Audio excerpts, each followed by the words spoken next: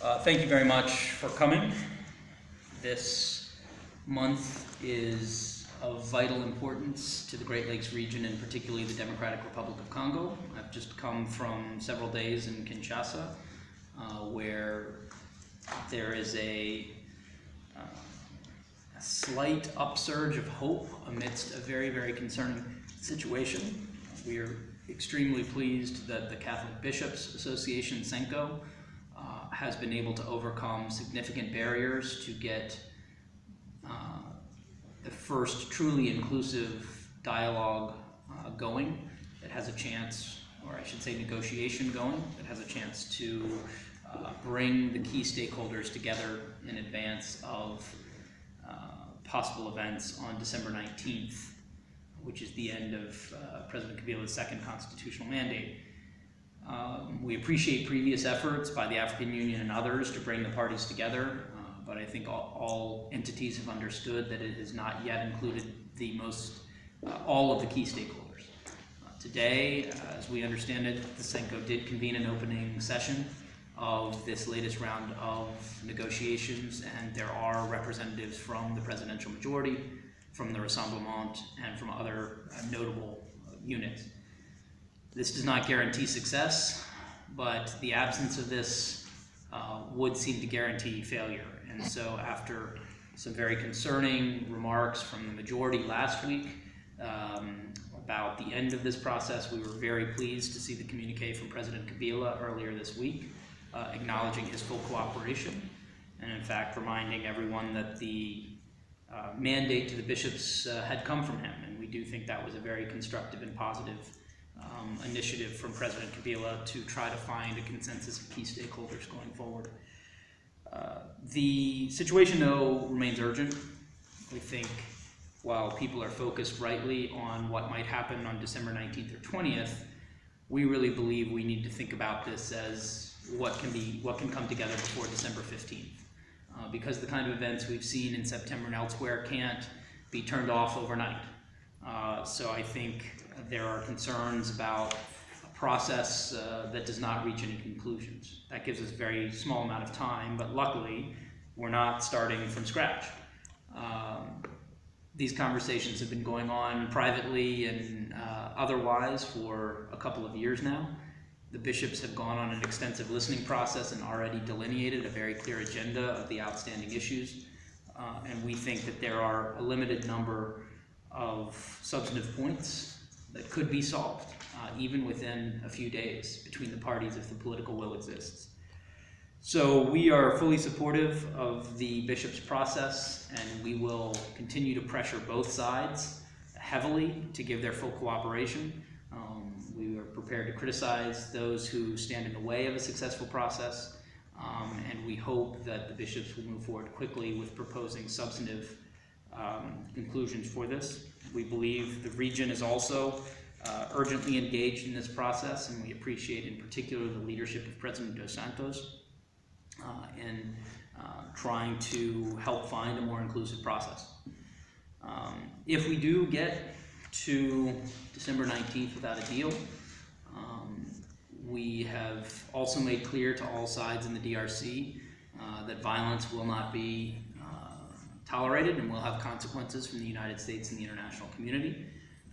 If the kind of repressive and violent tactics are used by the government that dominated the events of September 19th and 20th, that will have consequences from our perspective.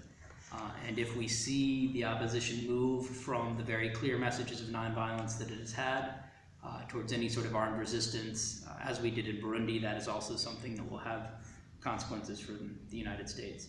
So the focus right now very much is on the DRC and this narrow window to try to bring the parties together. But let me just say one word about Burundi as well. The situation remains extremely fragile in Burundi.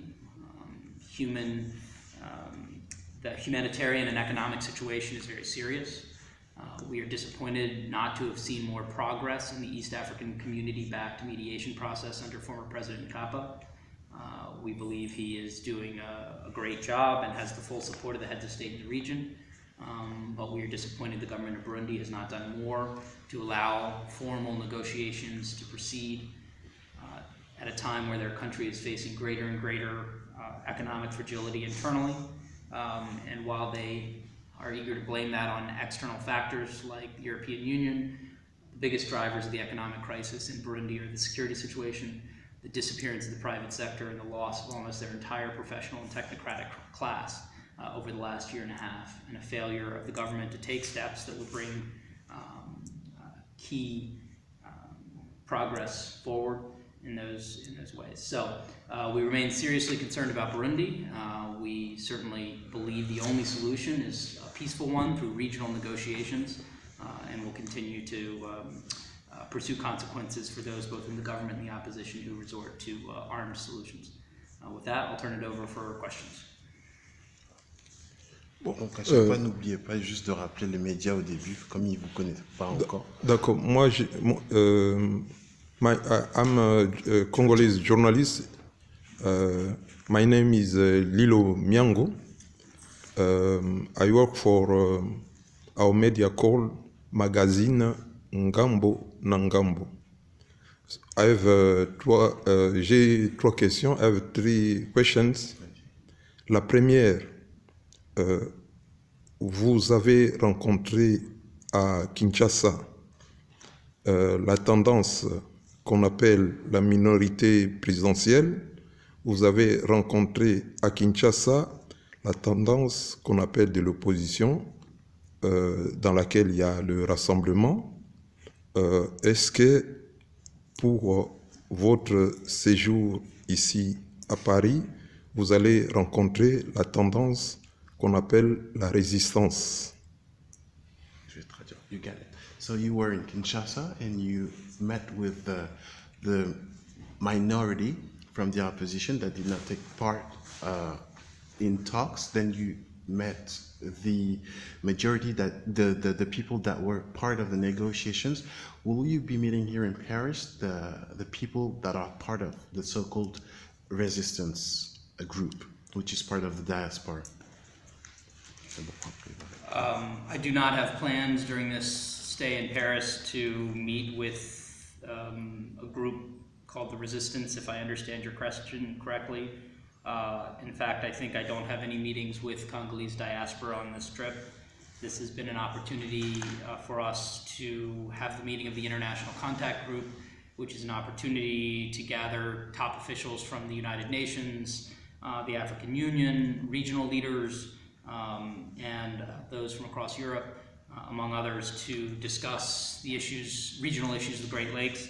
In this case, certainly the topic of the DRC was the most urgent priority, and we were investigating all options to work together between regional leadership, European leadership, and international and US leadership on how we might be able to compel a fair solution here that really takes into consideration dynamics from all the sides that you have mentioned, and find a consensus path before we get to December 19th, at which point situation becomes much more serious. So my meetings here have been in the context of the international contact group. Après tu reviendras, il va continuer. Maybe one question. My name is Cyril Monsimo, I'm a journalist from Le Monde. So more than 3 weeks after the designation of Sami Balibanga as a new Prime Minister, DRC is still expecting for a government. How do you analyze that first, and do you think that it's still possible to have a government of a large union? During my time in Kinshasa, I heard everything from the idea that the announcement of a new government would happen within hours, to the idea that it would happen sometime before December 19th, to the idea that it might remain more open. Ultimately, that's going to be a sovereign decision of the DRC government. I think our interest is to encourage any actions that give the Senko process its best chance to succeed, and discourage steps that would potentially make that process more difficult. It's well known that the bishops had hoped that President Kabila would not move forward with the naming of an interim prime minister until the negotiations were completed. The president made the decision to proceed with that, with his interpretation that that was required under the existing